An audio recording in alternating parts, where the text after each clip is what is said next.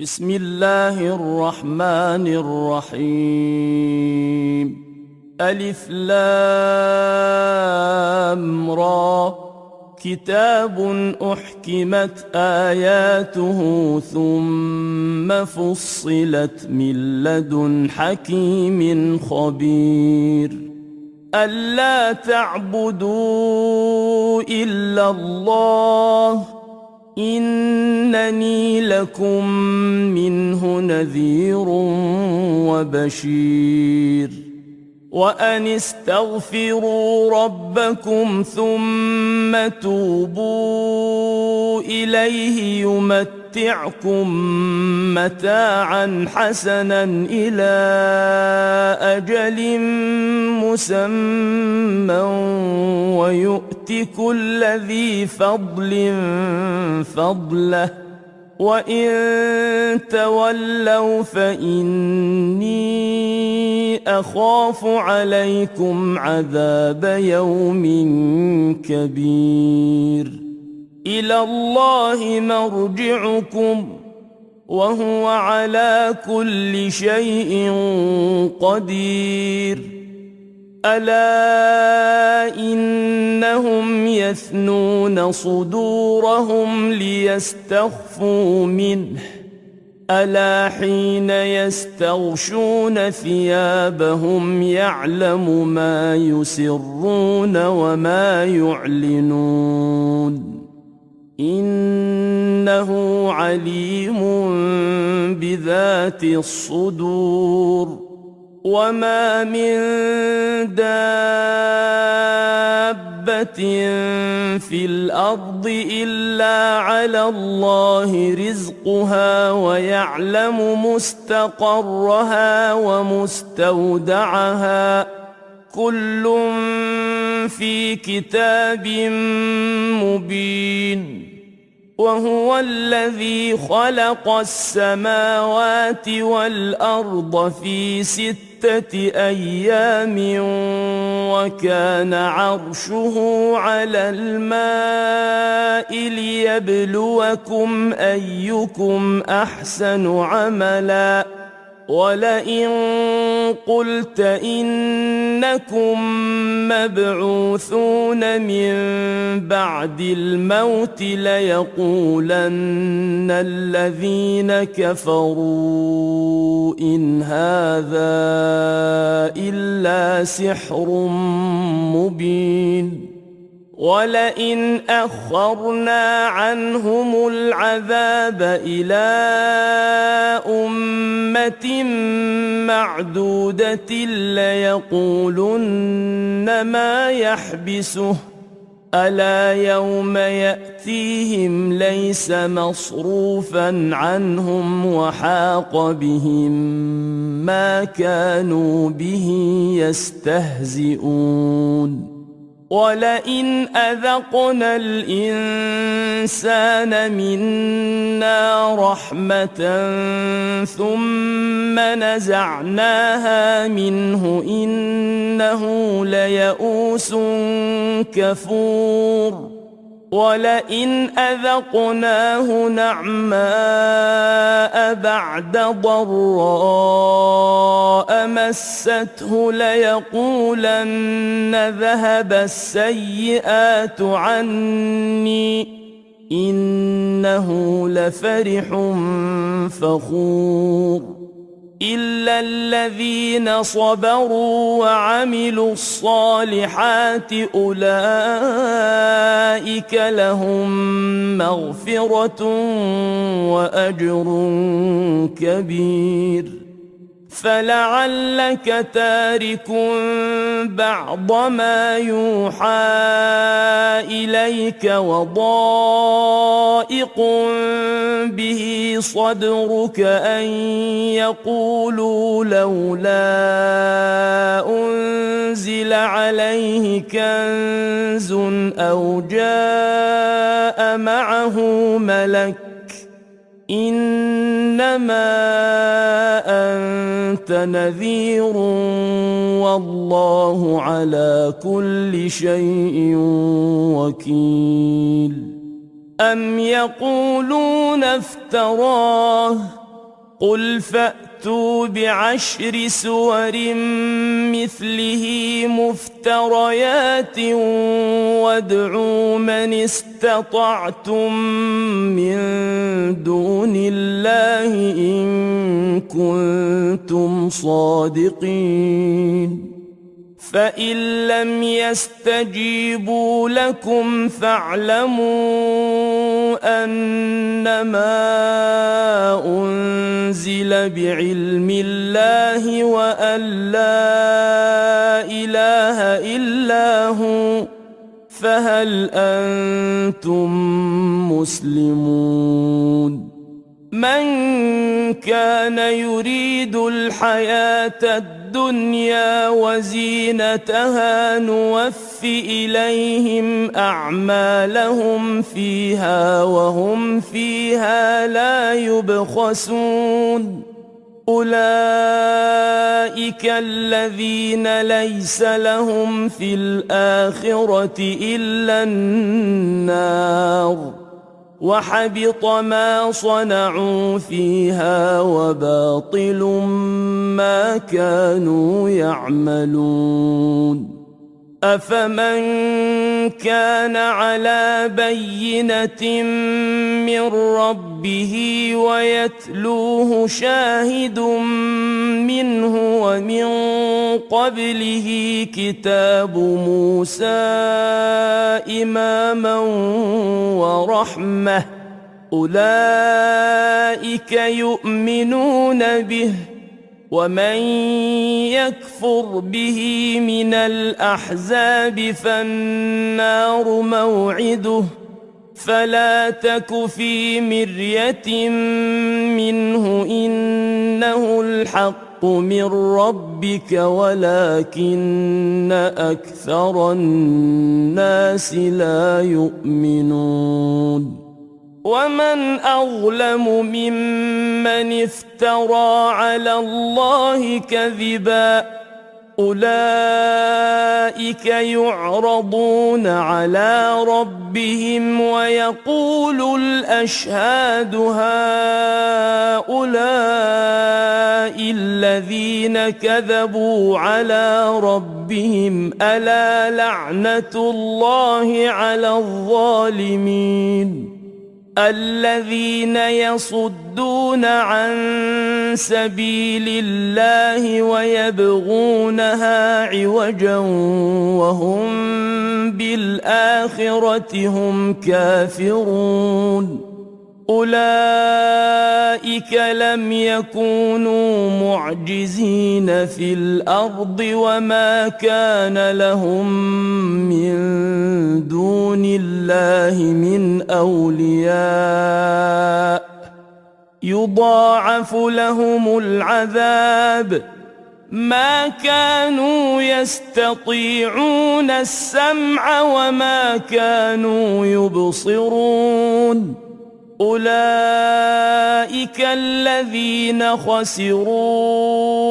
أنفسهم وضل عنهم ما كانوا يفترون لا جرم أنهم في الآخرة هم الأخسرون إن الذين آمنوا وعملوا الصالحات وأخبتوا إلى ربهم أولئك أصحاب الجنة هم فيها خالدون مثل الفريقين كالأعمى والأصم والبصير والسميع هل يستويان مثلا أفلا تذكرون ولقد أرسلنا نوحا إلى قومه إني لكم نذير مبين ألا تعبدوا إلا الله إني أخاف عليكم عذاب يوم أليم فقال الملأ الذين كفروا من قومه ما نراك إلا بشرا مثلنا وما نراك اتبعك إلا الذين هم أراذلنا بادي الرأي وما نراك اتبعك إلا الذين هم أراذلنا بادي الرأي وما نرى لكم علينا من فضل بل نظنكم كاذبين قال يا قوم أرأيتم إن كنت على بينة من ربي وآتاني رحمة من عنده فعميت عليكم أنلزمكموها وأنتم لها كارهون ويا قوم لا أسألكم عليه مالا إن أجري إلا على الله وما أنا بطارد الذين آمنوا إنهم ملاقو ربهم ولكني أراكم قوما تجهلون ويا قوم من ينصرني من الله إن طردتهم أفلا تذكرون ولا أقول لكم عندي خزائن الله ولا أعلم الغيب ولا أقول إني ملك ولا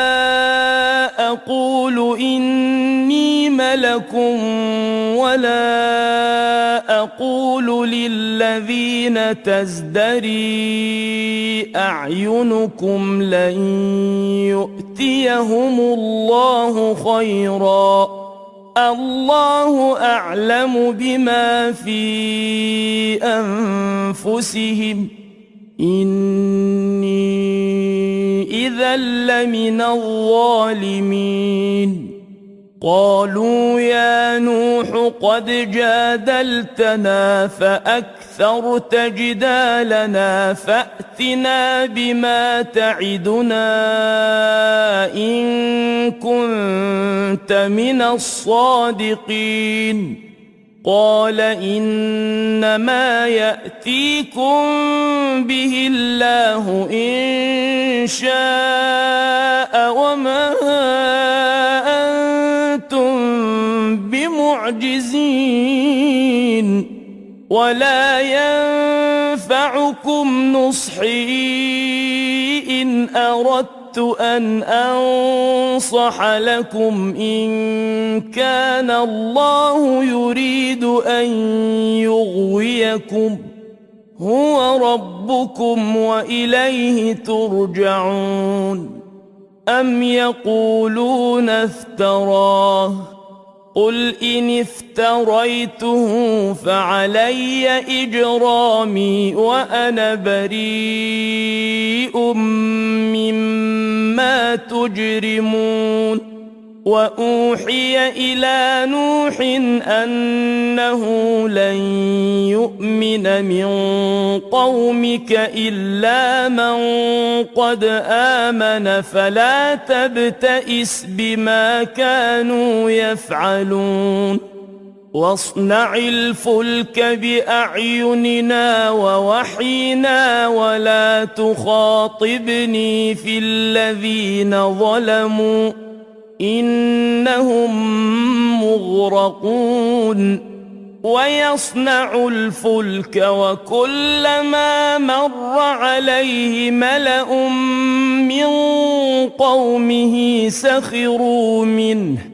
قال إن تسخروا منا فإنا نسخر منكم كما تسخرون فسوف تعلمون من يأتيه عذاب يخزيه ويحل عليه عذاب مقيم حتى إذا جاء أمرنا وفارت النور قل نحمل فيها من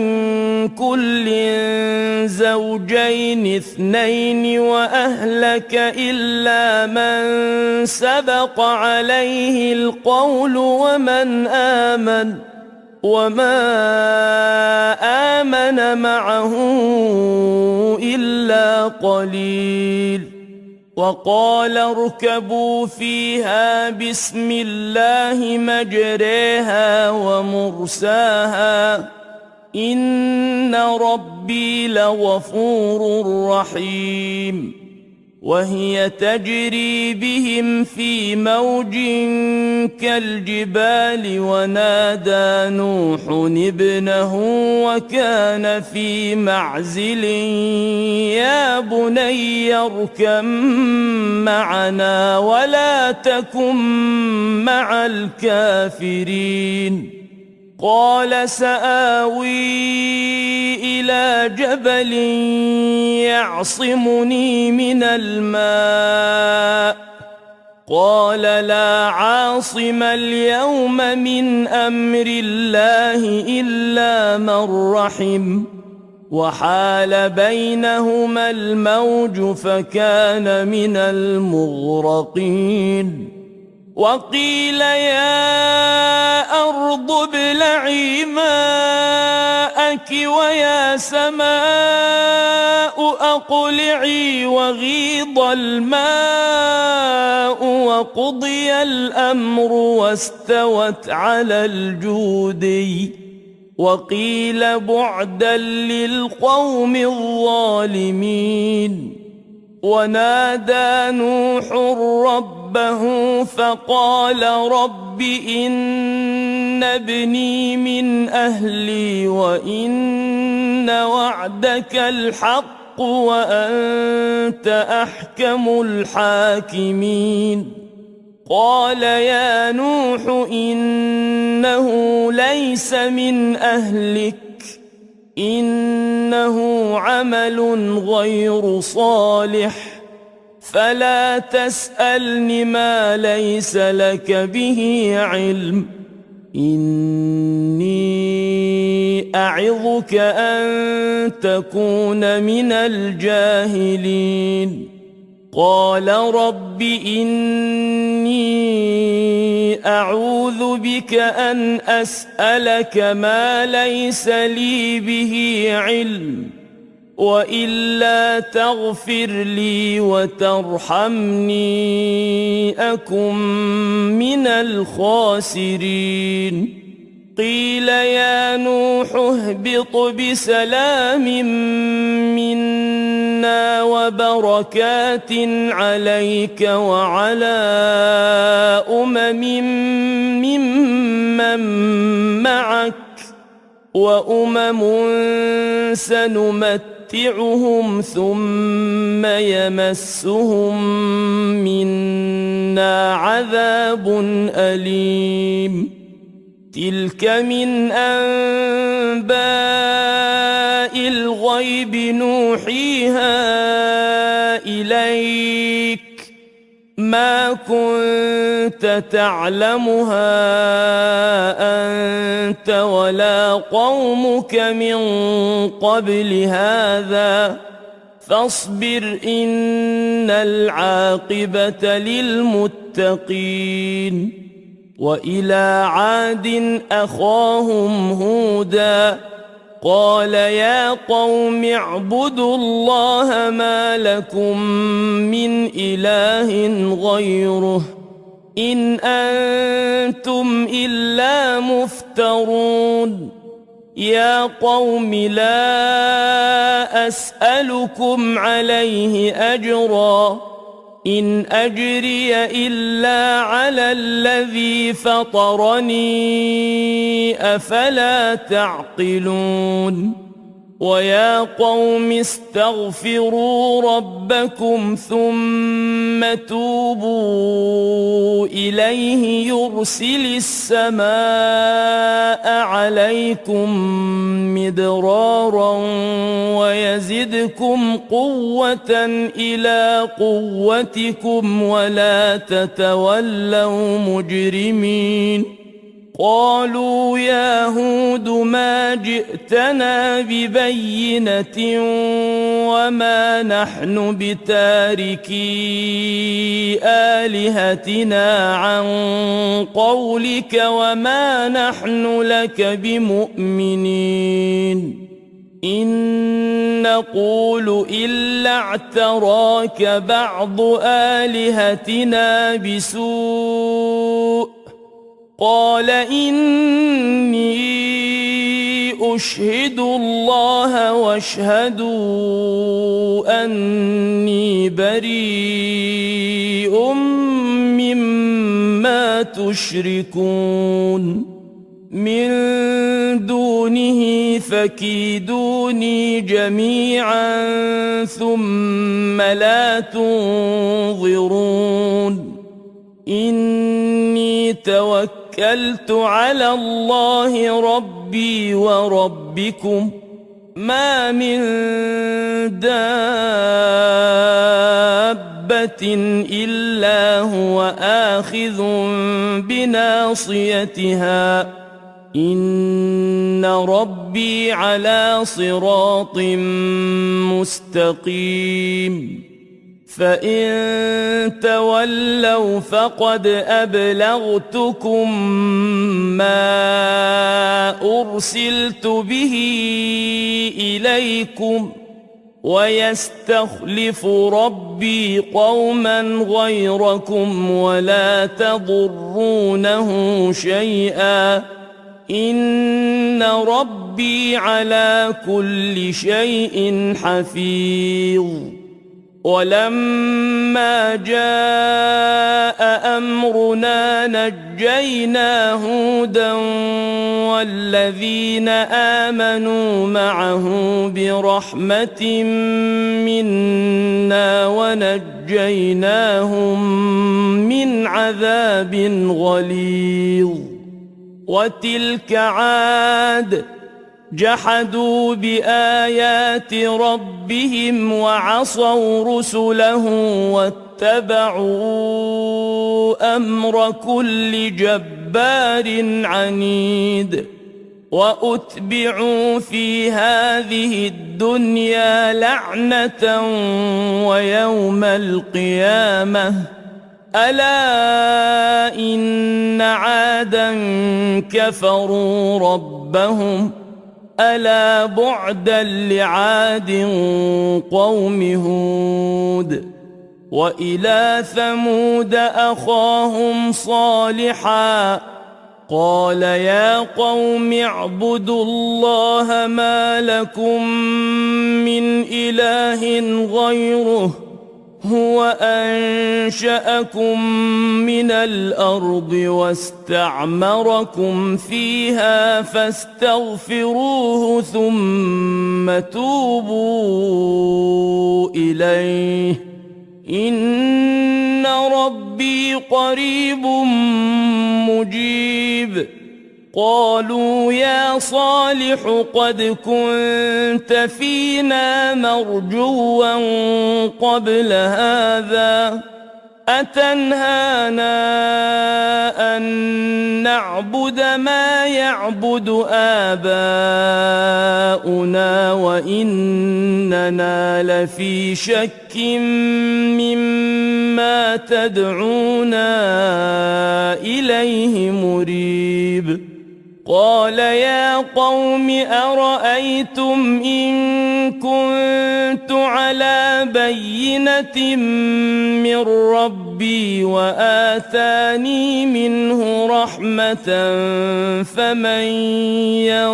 ينصرني من الله إن عصيته فما تزيدونني غير تخسير ويا قوم هذه ناقة الله لكم آية فذروها تأكل في أرض الله ولا تمسوها بسوء فيأخذكم عذاب قريب فعقروها فقال تمتعوا في داركم 3 أيام ذلك وعد غير مكذوب فلما جاء أمرنا نجينا صالحا والذين آمنوا معه برحمة منا ومن خزي يومئذ إن ربك هو القوي العزيز وأخذ الذين ظلموا الصيحة فأصبحوا في ديارهم جاثمين كأن لم يغنوا فيها ألا إن ثمود كفروا ربهم ألا بعدا لثمود ولقد جاءت رسلنا إبراهيم بالبشرى قالوا سلاما قال سلام فما لبث أن جاء بعجل حنيذ فلما رأى أيديهم لا تصل إليه نكرهم وأوجس منهم خيفة قالوا لا تخف إنا أرسلنا إلى قوم لوط وامرأته قائمة فضحكت فبشرناها بإسحاق ومن وراء إسحاق يعقوب قالت يا ويلتى أألد وأنا عجوز وهذا بعلي شيخا إن هذا لشيء عجيب قالوا أتعجبين من أمر الله رحمة الله وبركاته عليكم أهل البيت إنه حميد مجيد فلما ذهب عن إبراهيم الروع وجاءته البشرى يجادلنا في قوم لوط إن إبراهيم لحليم أواه منيب يا إبراهيم أعرض عن هذا إنه قد جاء أمر ربك وإنهم آتيهم عذاب غير مردود ولما جاءت رسلنا لوطا سيء بهم وضاق بهم ذرعا وقال هذا يوم عصيب وجاءه قومه يهرعون إليه ومن قبل كانوا يعملون السيئات قال يا قوم هؤلاء بناتي هن أطهر لكم فاتقوا الله ولا تخزون في ضيفي أليس منكم رجل رشيد قالوا لقد علمت ما لنا في بناتك من حق وإنك لتعلم ما نريد قال لو أن لي بكم قوة أو آوي إلى ركن شديد قالوا يا لوط إنا رسل ربك لن يصلوا إليك فأسر بأهلك بقطع من الليل ولا يلتفت منكم أحد إلا امرأتك إنه مصيبها ما أصابهم إن موعدهم الصبح أليس الصبح بقريب فلما جاء أمرنا جعلنا عاليها سافلها وأمطرنا عليها حجارة من سجيل منضود مسومة عند ربك وما هي من الظالمين ببعيد وإلى مدين أخاهم شعيبا قال يا قوم اعبدوا الله ما لكم من إله غيره ولا تنقصوا المكيال والميزان إني أراكم بخير وإني أخاف عليكم عذاب يوم محيط ويا قوم أوفوا المكيال والميزان بالقسط ولا تبخسوا الناس أشياءهم ولا تعثوا في الأرض مفسدين بقية الله خير لكم إن كنتم مؤمنين وما أنا عليكم بحفيظ قالوا يا شعيب أصلاتك تأمرك أن نترك ما يعبد آباؤنا أو أن نفعل في أموالنا ما نشاء إنك لأنت الحليم الرشيد قال يا قوم أرأيتم إن كنت على بينة من ربي ورزقني منه رزقا حسنا وما أريد أن أخالفكم إلى ما أنهاكم عنه إن أريد إلا الإصلاح ما استطعت وما توفيقي إلا بالله عليه توكلت وإليه أنيب ويا قوم لا يجرمنكم شقاقي أن يصيبكم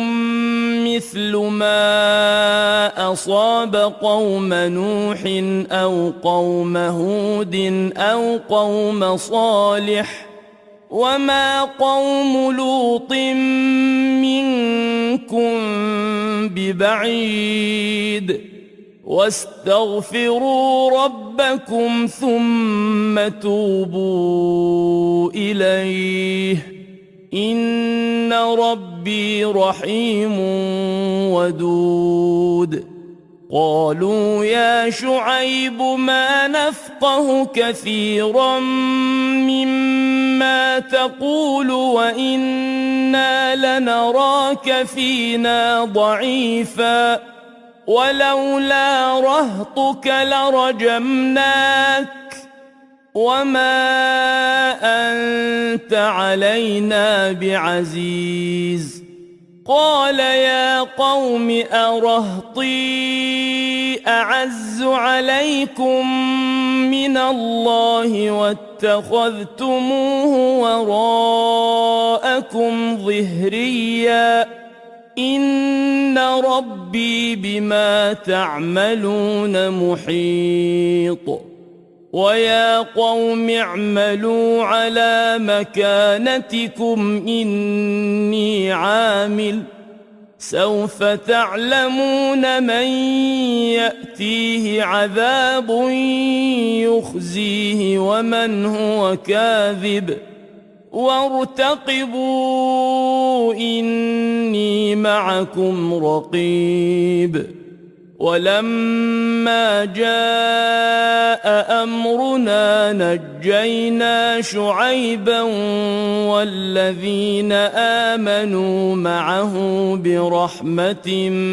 منا وأخذت الذين ظلموا الصيحة فأصبحوا في ديارهم جاثمين كأن لم يغنوا فيها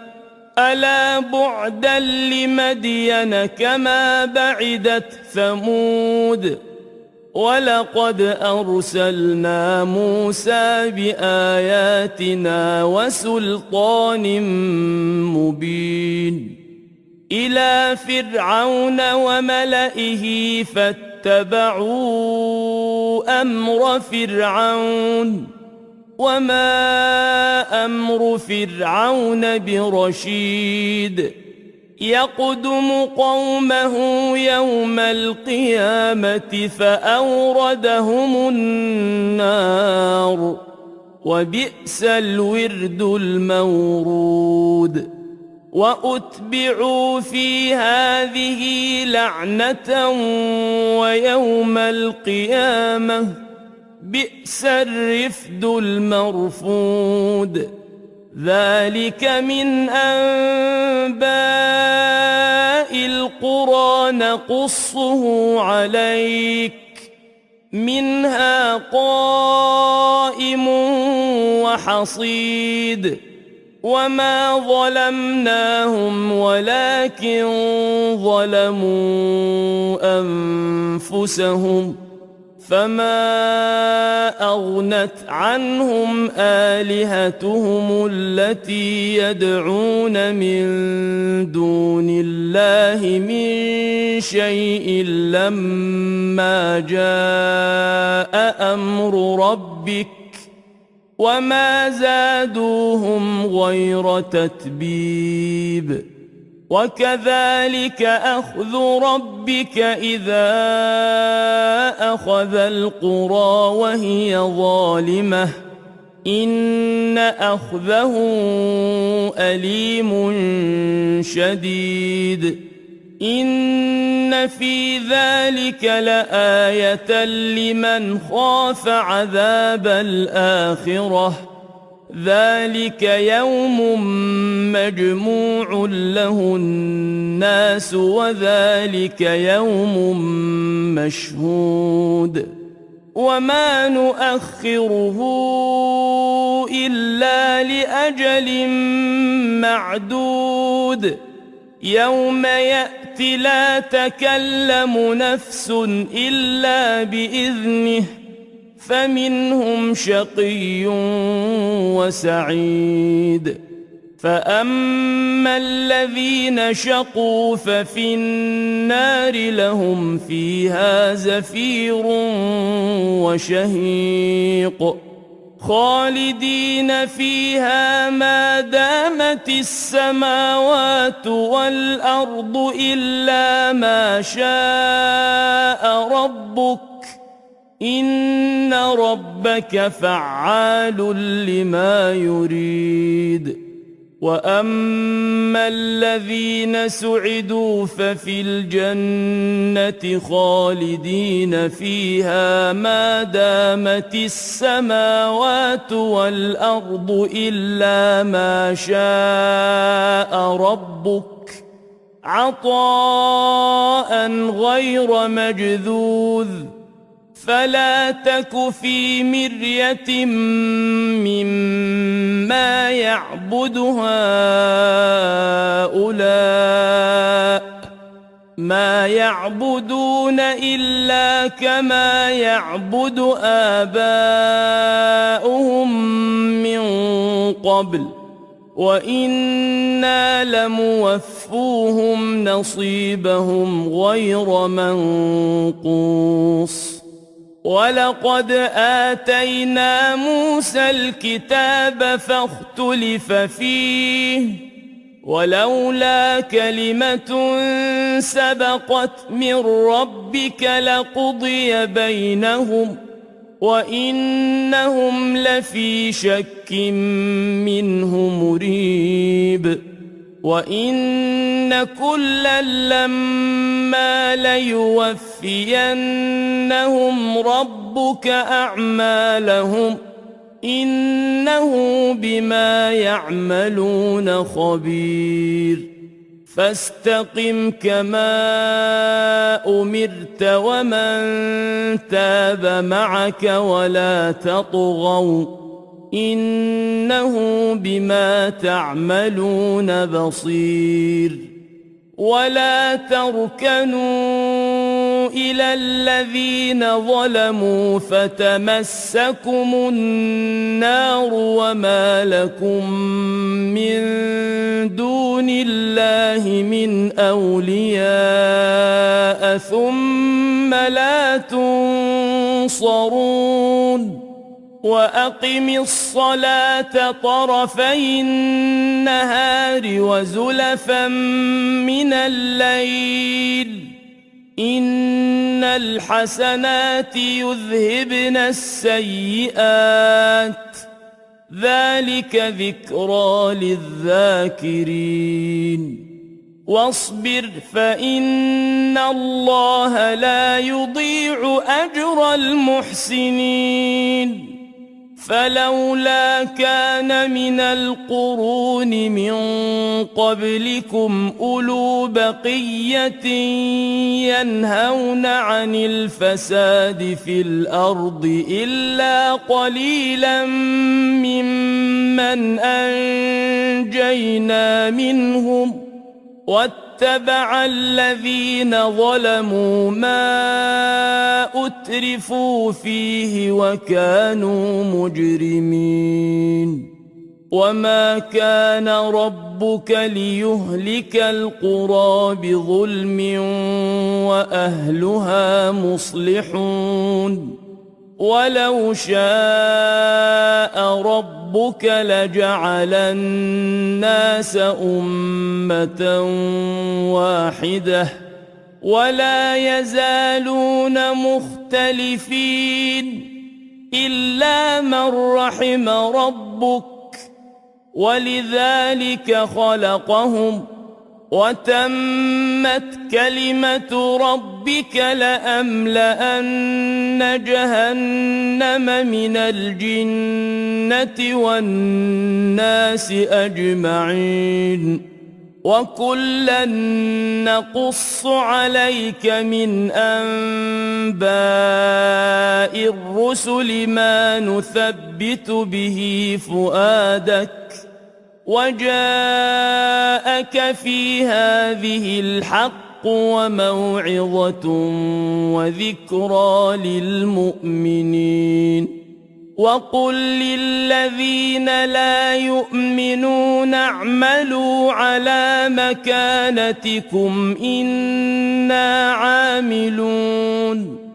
وانتظروا إنا منتظرون ولله غيب السماوات والأرض وإليه يرجع الأمر كله فاعبده وتوكل عليه وما ربك بغافل عما تعملون